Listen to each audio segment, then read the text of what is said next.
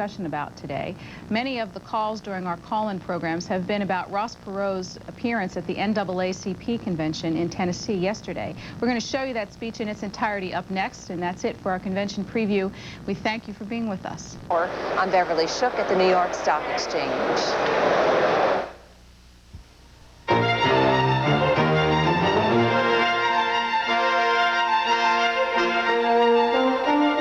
These next few days will mark the start of a national conversation about the future of America. More than 4,000 Democratic delegates are gathering at New York's Madison Square Garden, preparing for the showdown in the fall. Hello, I'm Catherine Crier. Welcome to Crier & Company. All this week will be live from the Democratic National Convention in New York City. A little later, we expect to visit a community meeting being held by Bill Clinton outside the Abrams Art Center in the Lower East Side of Manhattan. But right now, look at this year's Democratic ticket, what Bill Clinton and Al Gore mean when they talk about change, and whether the party can really achieve the unity that's been lacking in past conventions. Well, joining us today are Nancy Pelosi, a Democratic representative from California and co-chair of the Democratic National Convention Platform Committee. Betty Davis, the first African-American woman to be elected to the Alaska State Legislature, and Margaret Excaparius, a Democratic National Committee member and superdelegate from Massachusetts, as I understand it.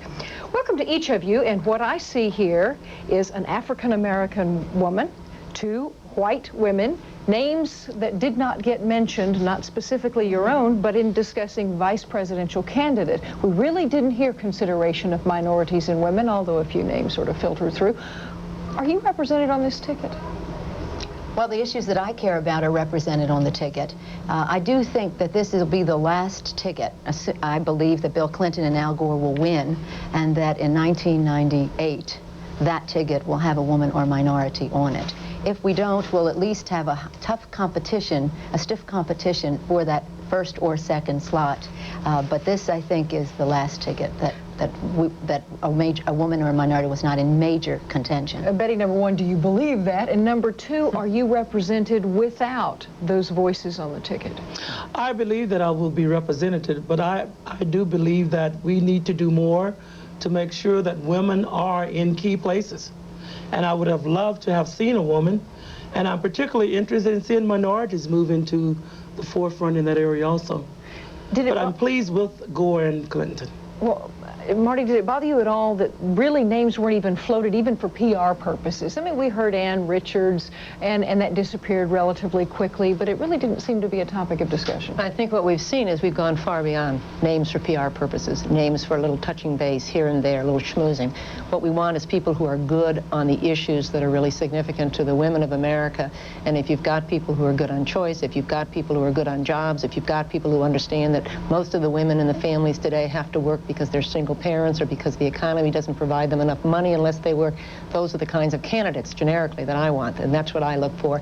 Also, we've got an interesting, fascinating, first time ever run of really strong female candidates running for Senate, for Congress, and in the state legislatures where we've always had terrific strength, but now we're getting it at the top, and we won't have that Senate be all white, all male. We have Senate candidate Braun, for example, first black African-American candidate for the Senate out of Illinois, a terrific upset and a terrific hope for really diversifying the Senate, the Congress, on down. Nancy, does that logic also apply if we don't have to float names to satisfy minorities or women, that we don't have to balance the ticket geographically any longer, and that these two moderate Southern white males will, in fact, present a balanced ticket? I think that they do. I think that any ideas that thinking traditionally is not what is going to win the election for us. I think that Al Gore complements Bill Clinton very well on the issues in terms of disarmament, in terms of the global environmental concerns, in terms of some of the work that he has done on foreign policy in the Senate. If Bill Clinton believed that Al Gore was the best person to be president should that eventuality occur in a Clinton presidency, then he had no choice but to choose Al Gore, regardless of what state he came from. As co-chair of the Platform Committee, I believe that the ideas represent all of America, whether it's economic growth, whether it's equity for women in the workplace, recognizing women assuming their full role there, pay equity, child care, family and medical leave, a right of a woman without any question to choose the timing and size of her family, guaranteed in our health care as a right. And in this platform we say that the economic growth that we must have in our country not only allows the fullest participation of all Americans without any discrimination, but depends on the fullest participation because of the imagination and the ideas, the creativity of every single person, regardless of race, color, creed, sexual orientation, or whatever. So I think that women should feel very well represented in this candidacy because of the ideas that are being advocated. The Democrats seem to be trying to stress issues. Certainly Bill Clinton and Al Gore have been focusing on issues in their comments. But Betty, much of the debate is going on about party unity, and we're still hearing the likes of Jesse Jackson with as some characterize, a tepid or a lukewarm endorsement. We have Jerry Brown outside still saying, we've got a while to debate on this, and I've got some platform issues I want to deal with. Particularly Jesse Jackson. How do you feel about that? I'm particularly pleased with what Jesse Jackson has done over the years to pull the African American along with other people of color together. And I believe that we have to let everyone know what our needs are, to make sure that they hear those needs and that they speak that they want to do something about them. And that's what Jesse and his Rainbow Coalition has been doing. Well, now, when you even a lukewarm endorsement is better than no endorsement at all. And so I see us coming together. It's to the point now where we don't want people to give us just lip service. We want to see some action. But at the same time, year after year after year, the Democrats seem to have been defeated in part by a fractured party that cannot come together and support the candidates. How can the interests of the minority community, at least through the Democratic Party, ever be responded to if you can't come together and support we are coming together. We are coming together. You feel comfortable then with Jesse Jackson? I feel very comfortable with where we are now. The other thing that, if I can just jump in here, that we say is if the choice is George Bush, who has clearly run out of ideas, run out of spin, no one buys his spin anymore, has no credibility, has really now, we're seeing, unfortunately, run out of energy. Any sense at all, though, that's taking a block of votes for granted to say, well, you certainly can't vote for George Bush? Not at all. What I'm saying is that when we see a George Bush who's run out of ideas and energy, when we see a Ross Perot who has a ton of energy, not real specific on ideas, and we look at Bill Clinton and Al Gore, and we see two young, energetic,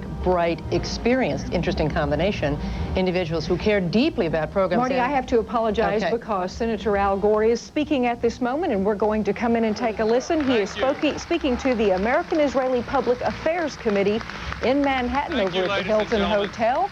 He's been introduced. You see him at the microphone receiving some applause. Let's listen.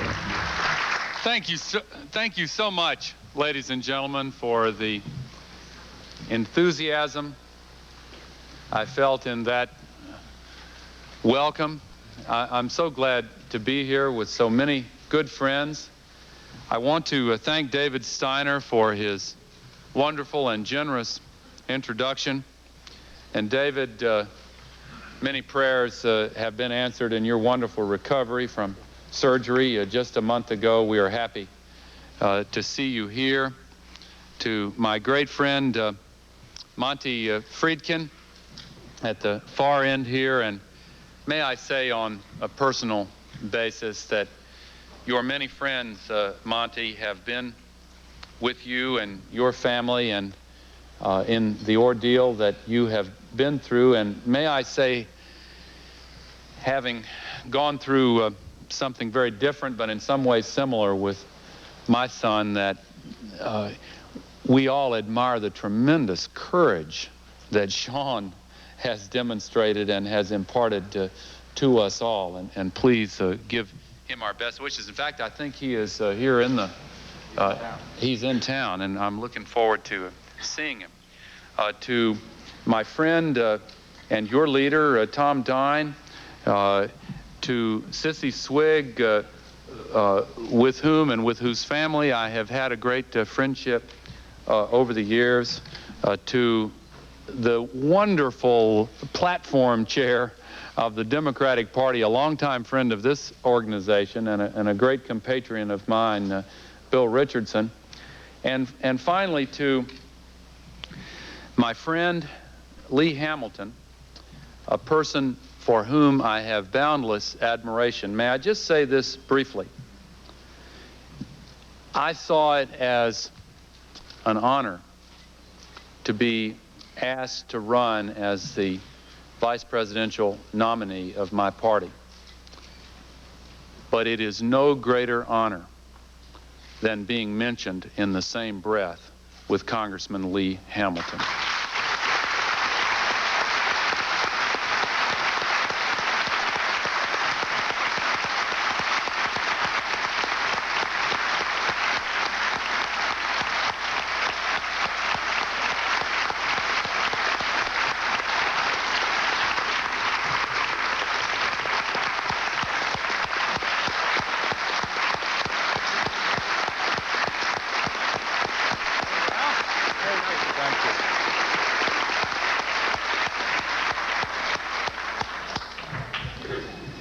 Speaking of that decision by Governor Bill Clinton to ask me to be a part of the Clinton-Gore team, I can truthfully tell you that I did not expect to be considered. I did not seek the position and did not really even want it for myself. But when the question came, it was a different sort of question, as I heard it. Will you, Al Gore, be willing to do what you can to give your country a chance to reach out for the change that is so desperately needed? As I said last Thursday in Little Rock, and as I feel in my whole being, I love my country, and I believe our country is in trouble. I believe that the words of the scriptures, where there is no vision, the people shall perish, are true. I believe we need new leadership in our country. I believe we must have it.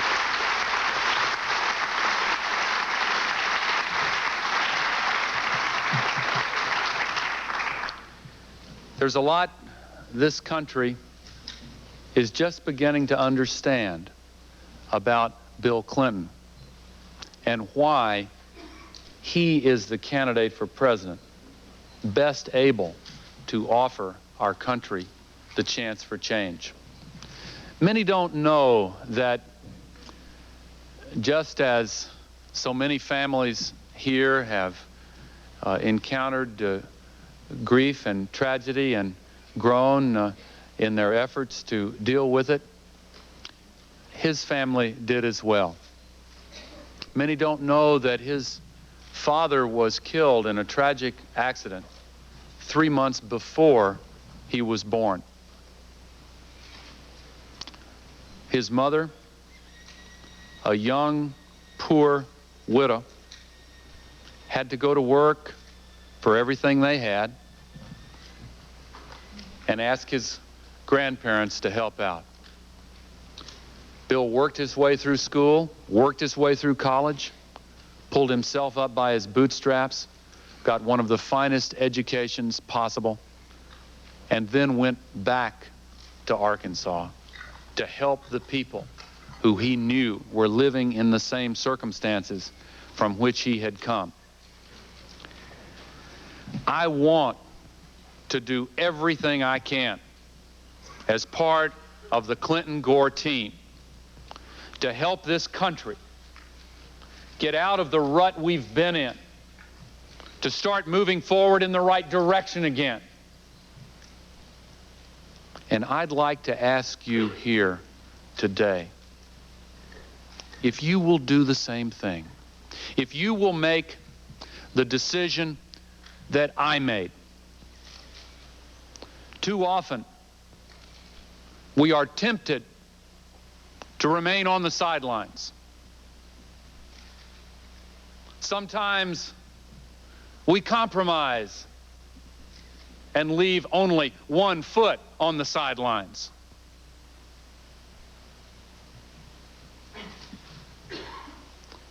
This will not be the kind of election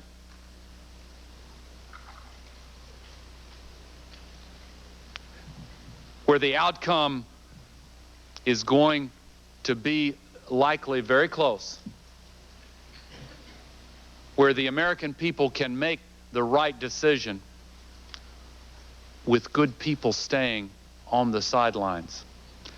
I know how many of you are already committed deeply to helping the Clinton-Gore ticket.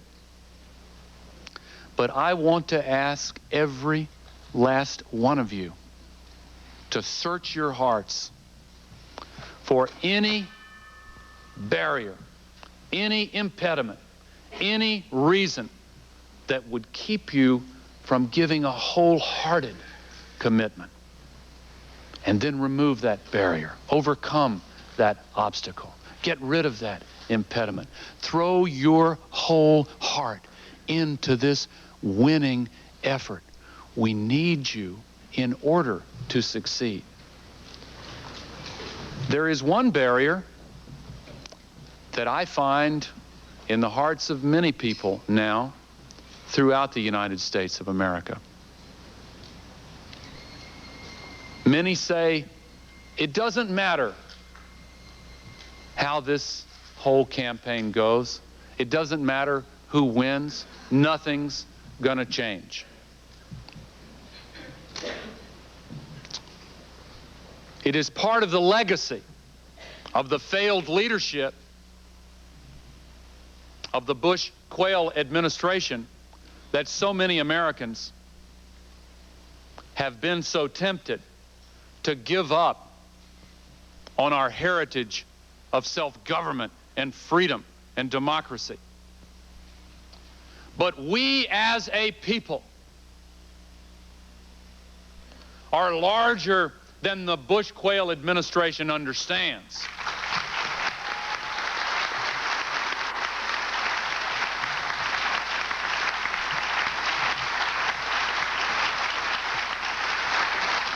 We as a nation have a capacity and a potential far greater than the Bush-Quayle administration has even dreamed of.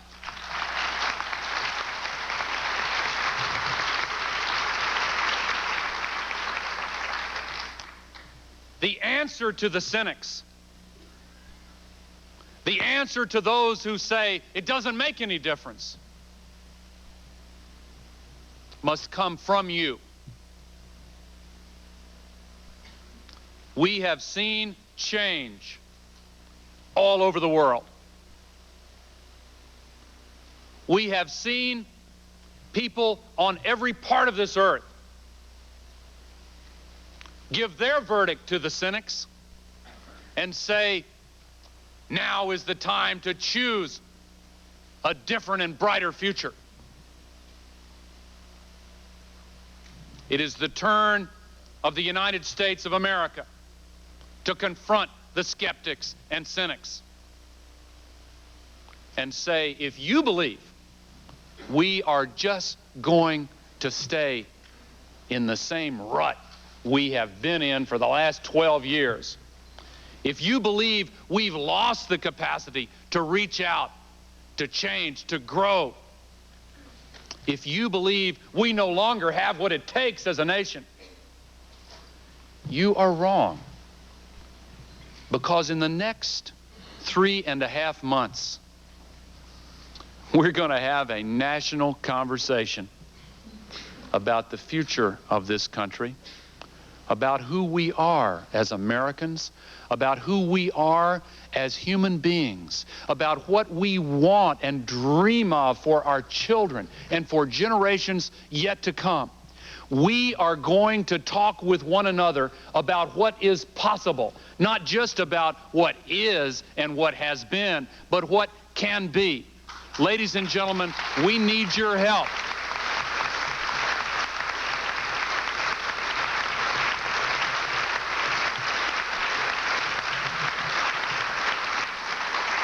We've got an exciting few days just ahead, but they represent only the beginning of the difficult challenge that lies ahead between now and November. I hope that you will hear these words not just as rhetoric in the political mold. What I am asking you to do, I am asking you from the bottom of my heart. We together can make the difference and can determine the future course of this nation, the future course of America's leadership in the world, the future of democracy, political and economic freedom, and the values that we cherish. The stakes are very high. Make no mistake about that. The outcome is, shall we be candid, uncertain. In saying that, I'm not saying that I lack confidence in what the outcome will be in any way, shape, or form. I believe I know what the outcome will be. I believe we are going to win because I know you are going to be a part of us.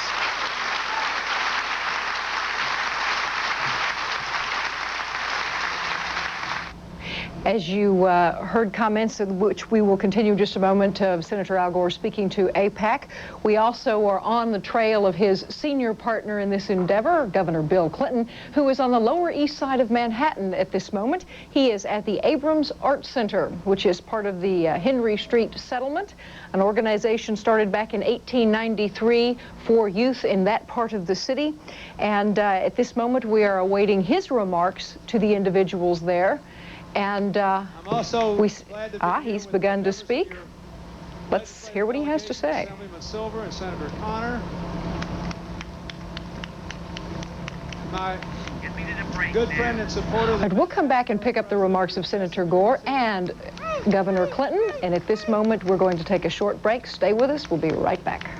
But most of all, I want to thank. Just tell them you saw it on TV. Call La Quinta and ask for the new super value rates from $34.50. Oh, yeah. Quality assets, common sense, uncommon results. Returning to the Abrams Art Center on the Lower East Side of Manhattan, where Governor Clinton is making remarks. Let's listen. Without a mic, I'll repeat the question. I want to know, what are you going to do about a national health program? This country is in very, very bad need of one.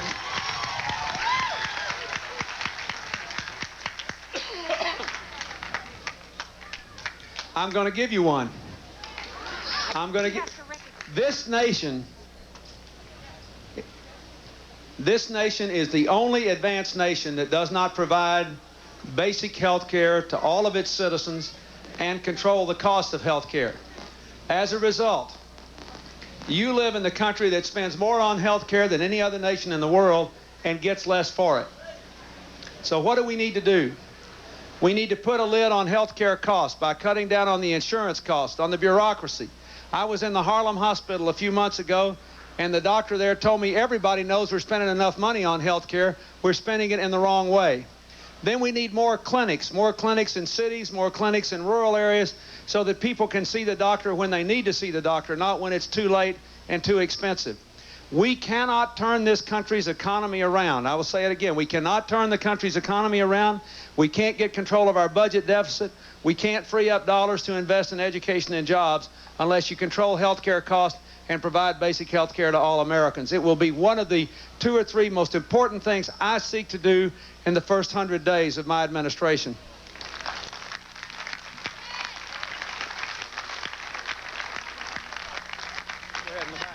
The gentleman in the back. I'm a director of a foundation in Puerto Rico for contemporary art, and I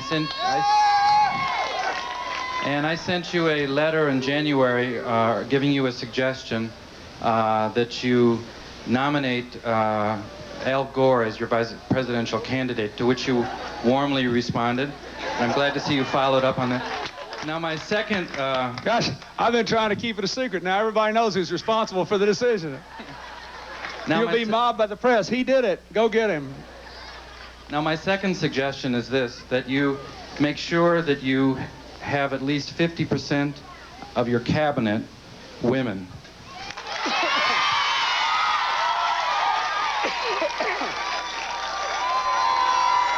Who's booing? Who could boo that? Now, come on.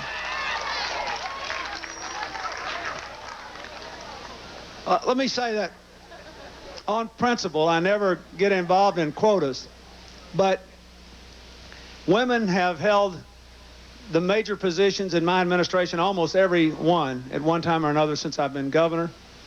And I want an administration which looks more like America than any president has ever given us, not just in terms of men and women, but also in terms of all the racial and ethnic groups that make up this great nation of ours. I want everybody to be a part of this.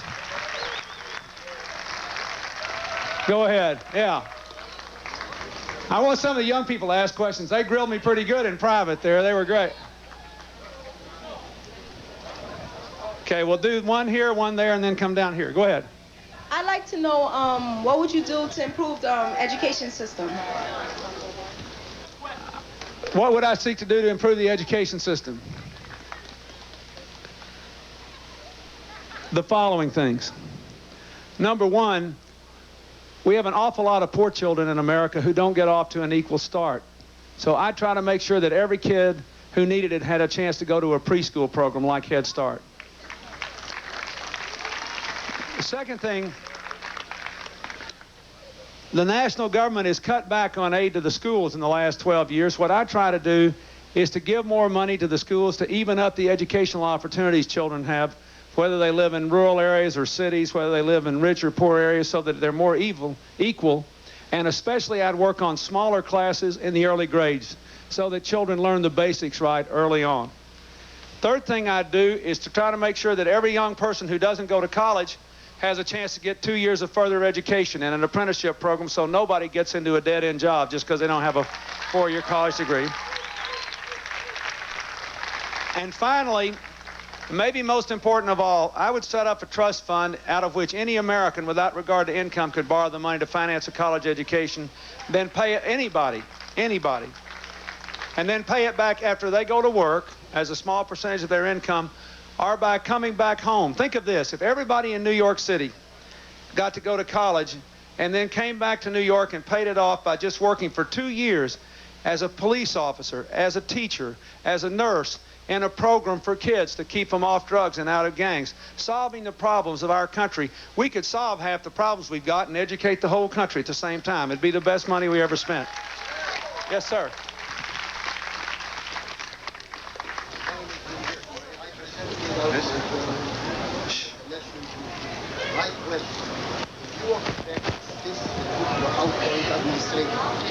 Change the traditional American housing and made from issues that should be negotiated directly by Arab and Israel, turn them into prerequisites for negotiations. What are you going to do about this? I think they should be negotiated directly. Is that what you're saying? Yeah, that's what I think. This was the American standard, the traditional one. That's the American tradition, and that ought to be the American. They just had an election in Israel to vote on how they want the peace negotiated, and I think the people and their elected representatives have to make that decision. America cannot impose a peace in the Middle East. The parties have to negotiate it. Yes, young man in the red shirt there. Some local cable operators will be cutting away for a commercial message at this time. CNN's live coverage of Bill Clinton's question and answer session will continue. Help the homeless.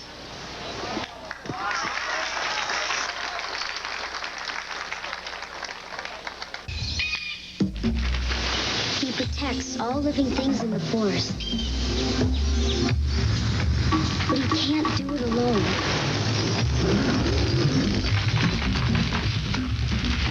Please don't play with matches. Put out your campfires. I never, ever forget the words of Smokey Bear. Only you can prevent forest fires.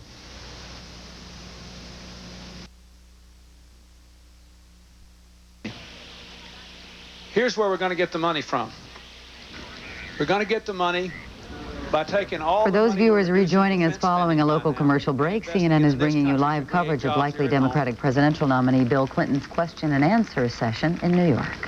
We're going to get the money by cutting inflation and health care costs. Health care is going up at 11-12% a year. We're going to bring that back in line with inflation, bring it down to 5 or 6%. We're going to get that money by raising taxes on wealthy Americans whose incomes are over $200,000 a year, who's not because I'm against wealthy Americans. I'd like to be wealthy myself someday. But because for the last 12 years, the wealthiest people in our country had their incomes go up and their taxes lowered. Most people had their incomes go down and their taxes went up. So the wealthy have to pay their fair share again. That's where we're going to get the money. Now, the reason you ought to believe me when I tell you this is that I've worked for 12 years as a governor. And what I worked to do was to improve jobs and improve education. I had to do it by balancing budgets. I had to deliver. I wouldn't have been reelected. I believe in that. You also should believe me because I grew up not in the best of circumstances. My mother was widowed before I was born. My family was poor when I was little. I was able to work my way through college and law school. And I know what it's like not to have enough money to get along on. My family, many of my relatives were poor for most of my life. I mean, really poor. And when I tell you that I'm for these things, it's because they grow out of my life experience. I know what we need to do to turn this country around. There won't be a miracle. It won't happen overnight. But what I want you to believe is that if we work together and we accept the challenge to change, to do some things differently, we can make things better. Just because things hadn't been better in this country for 10 years doesn't mean they can't be better. I think a lot of people have given up on doing things better because they're so beat down. You've got to believe we can do better. I'm telling you we can.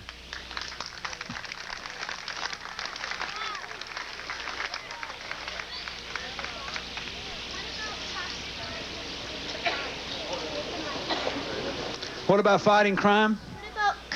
What about cops that aren't fighting crime? Like they're against crime. They're committing crimes themselves.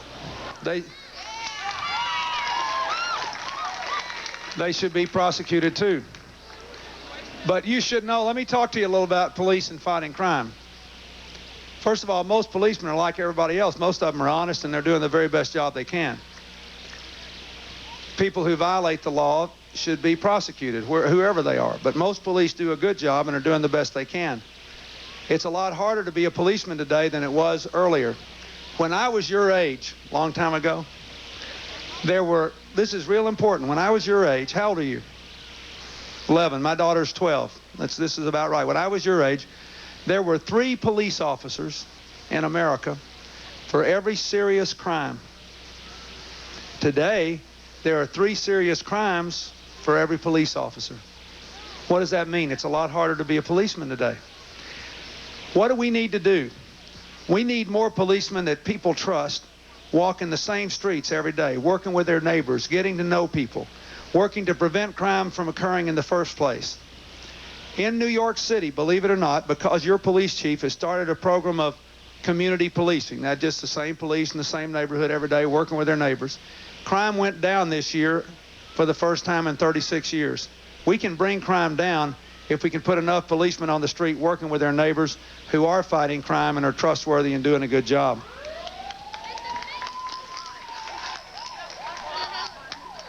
I have about 3 questions to ask.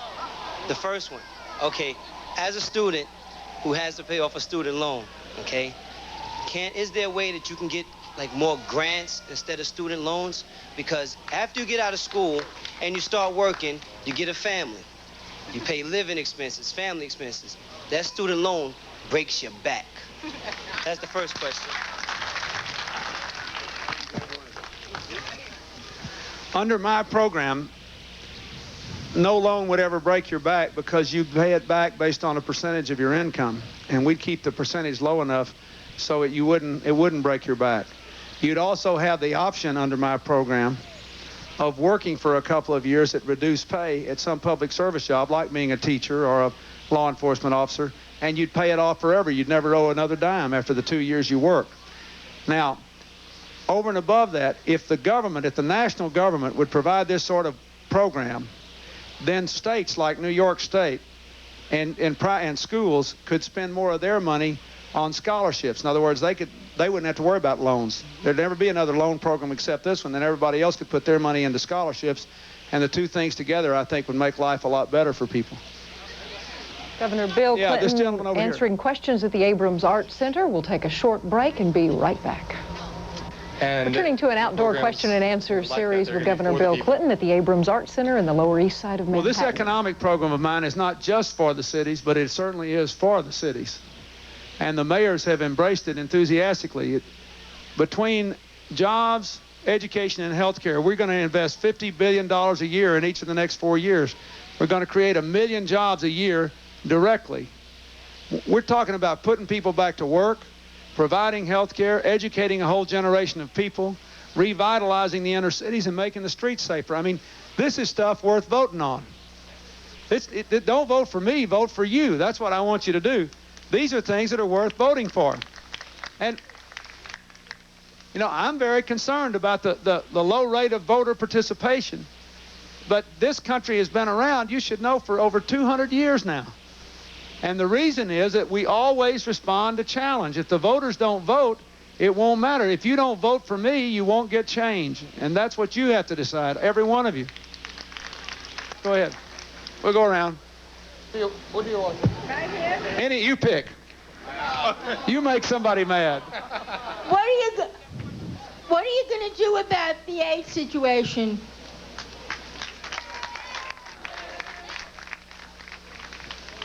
First, we have to put one person in charge of it.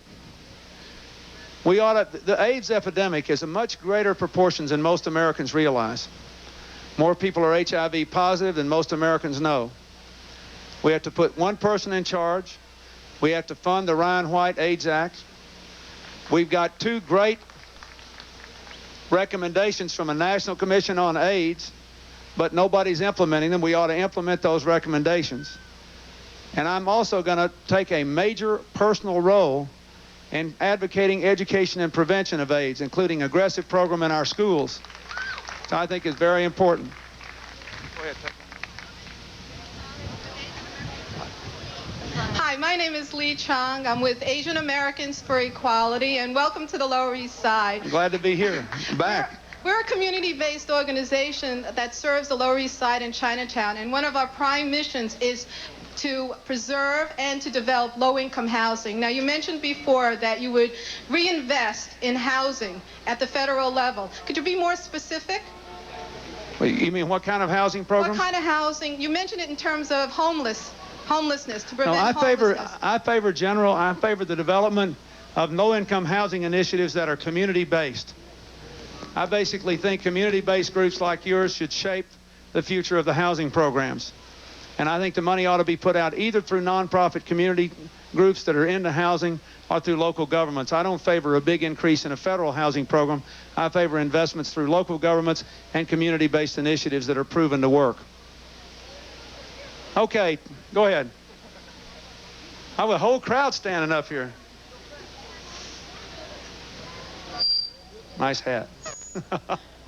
I'm Nancy Cruz, and I want to know, earlier you were with us in Cultural Harmony Theater. I would like to know if you're going to do more of Cultural Harmony Theater to stop racism between my generation and younger kids, to make this world a better place that everybody could get along with each other. Stop racism. Yeah, give her a hand. That's good.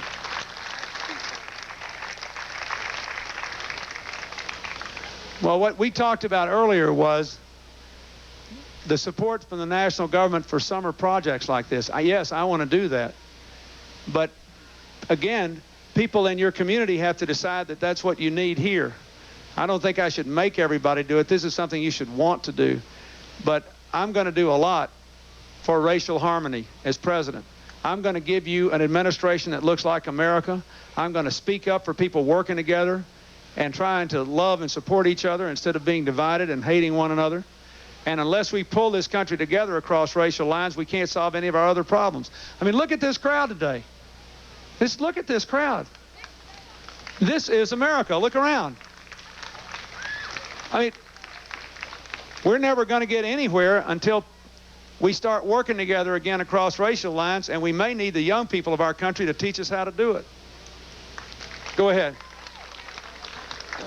Hello, I have a question. Here. Okay. I'm One more and then we'll go through. Okay. I'm a dancer and a member of the staff of Henry Street Settlement Theater, and I work as a dancer as well as with the Arts and Education program.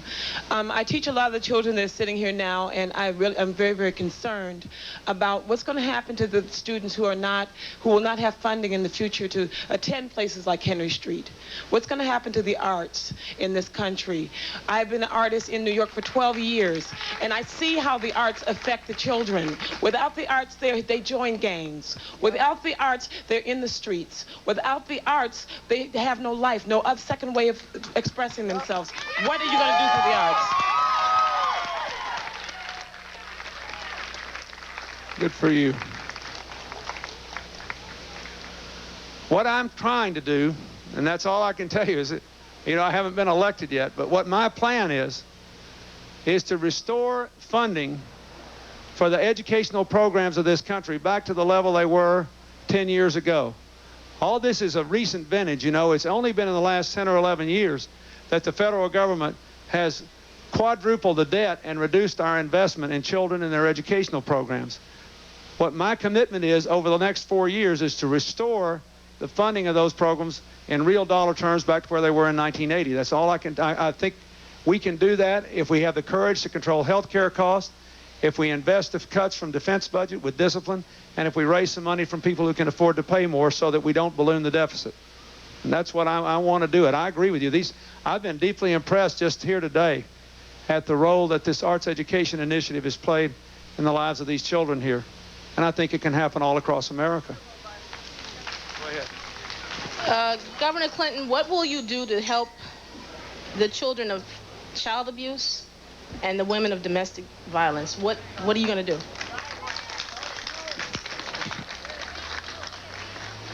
Well, let me ask you a question. As you probably know,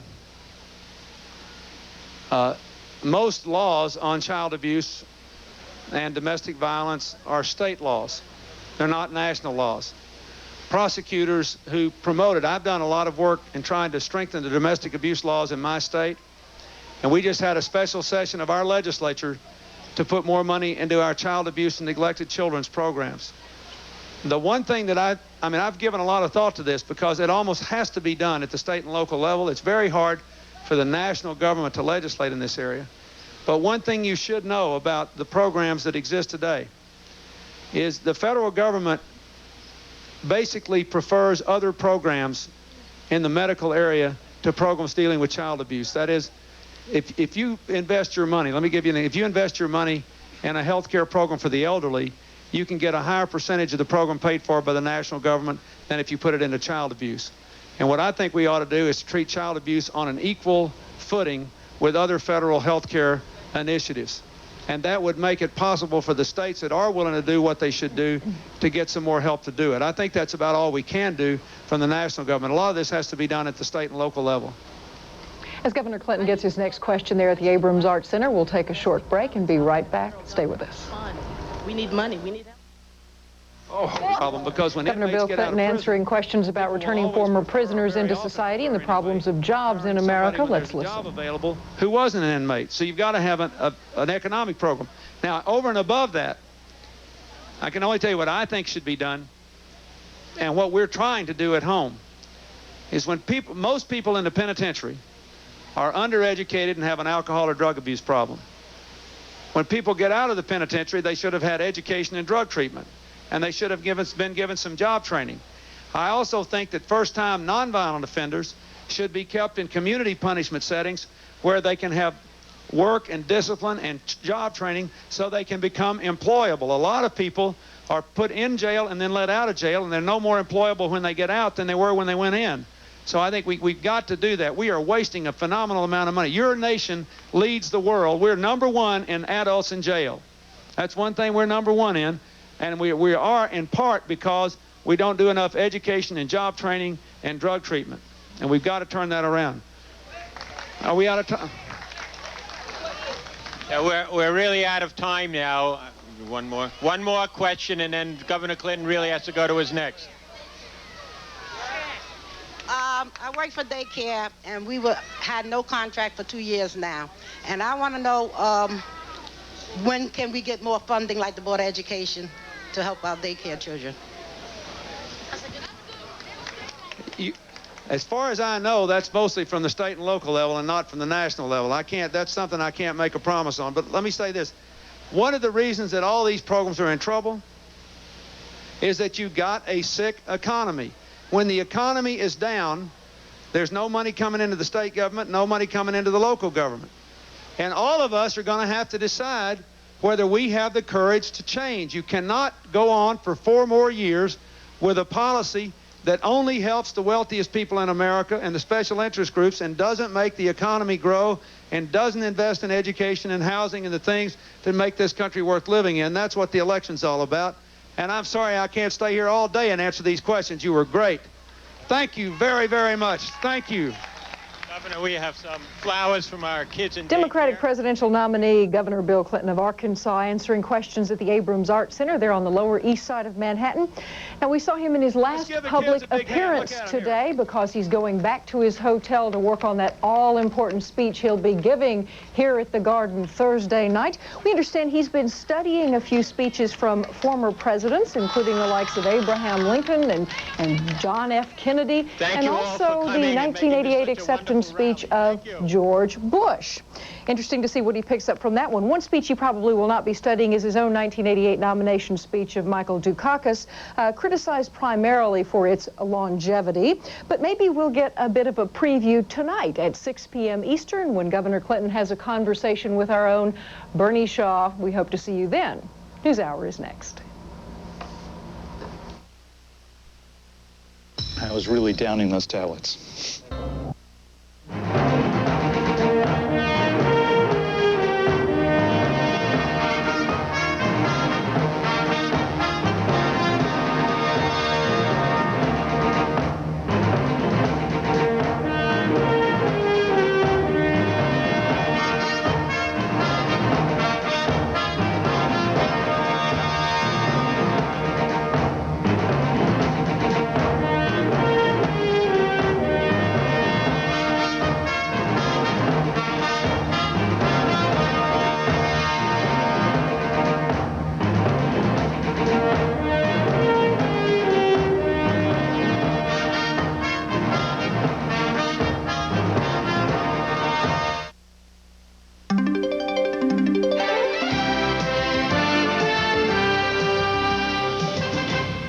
Produce.